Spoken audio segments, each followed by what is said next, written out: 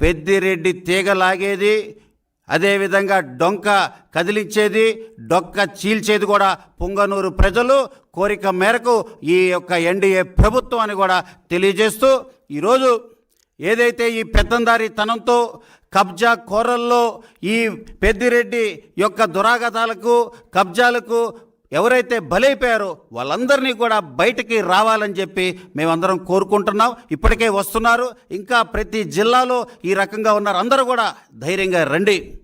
ఈరోజు already enquiry వేశాం. నేను ప్రభుత్వాన్ని విజ్ఞప్తి చేసేది, ఈ కైలా అనిల్ కుమార్ లాంటి బినామీలు చాలామంది ఉన్నారు. అదేవిధంగా పెద్దిరెడ్డి గారు, వీరి పాస్పోర్ట్లు స్వాధీనం చేసుకోండి, వీరి కవలికలు గమనించండి, వీరు ప్రతిరోజు వీరి దినచర్య పైన అబ్జర్వేషన్ ఉంచండి.